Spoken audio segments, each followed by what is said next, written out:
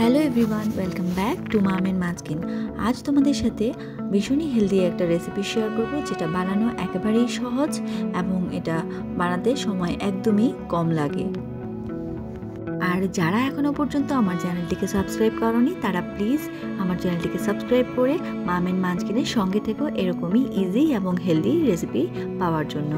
তাহলে চলো আজকে রেসিপিটা বানানো শুরু করা যাক। আমাদের সবারই বাড়িতে কম বেশি রুটি বানানো হয়, তো সেখান থেকেই একটা রুটি নিয়ে আমি সেটাকে ভালো করে ঘি দিয়ে স্প্রেড করে নিয়েছি।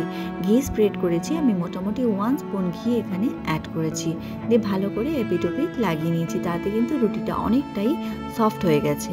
এবার একটা বাটি নিয়ে আমি সেটাতে এই রুটিটা ছিঁড়ে ছিঁড়ে টুকরো টুকরো করে এর মধ্যে দেবো। এই রেসিপিটা কিন্তু 1 বছরের ওপরের বেবিদের ক্ষেত্রে একদমই আইডিয়াল, এবং যে সমস্ত বেবিরা জীবনতে এতটা অভ্যস্ত হয়নি, তো তাদের ক্ষেত্রে এই রুটির টুকরোগুলো একদম ছোট ছোট করে দিতে হবে। যত ছোট করে দেওয়া যাবে তত কিন্তু এটা অনেক তাড়াতাড়ি নরম হয়ে যাবে এবং ম্যাশ করতে অনেক সুবিধা হবে। আমার বেবি যেহেতু মোটামুটি চিউ করতে পারে, তো সেই ক্ষেত্রে কিন্তু আমি খুব একটা ছোট করিনি। আর এই ঘি লাগানো একটা রুটিতে কতটা calorie, carbohydrate, protein, fat, fibre থাকে এটা এখান থেকে তোমরা দেখে নিতে পারো।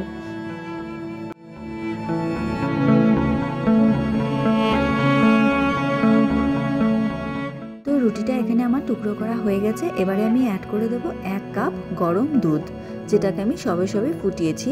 তো আমি সেখান থেকেই 1 কাপ দুধ এখানে অ্যাড করে দিচ্ছি। গরম দুধ ইউজ করার একটাই কারণ হচ্ছে রুটিটা খুব তাড়াতাড়ি এখানে নরম হয়ে যাবে।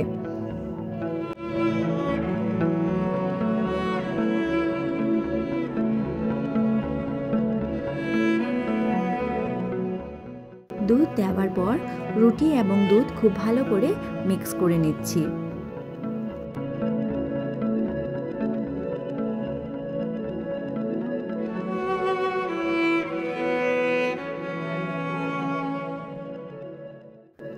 মিক্স করার পর আমি এটাকে ঢাকা চাপা দিয়ে 3 মিনিটের জন্য রেস্টে রেখে দেব।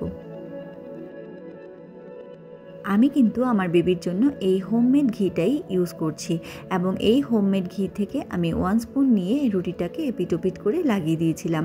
এবং ঘি কিন্তু বাচ্চাদের জন্য ভীষণই বেনিফিশিয়াল।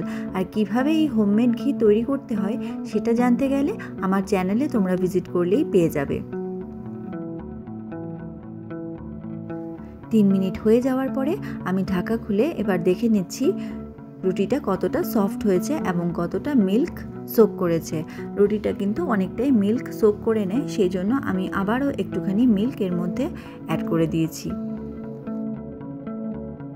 এইবারে যে সমস্ত বেবিরা একেবারেই চিউ করতে পারে না, বা চিউ করতে পারলেও খুব একটা ভালো করে পারে না, তাদের ক্ষেত্রে ফর্ক ইউজ করে অথবা স্পুনের ব্যাক সাইড দিয়ে খুব ভালো করে চেপে চেপে রুটিটাকে ম্যাশ করে নিতে হবে।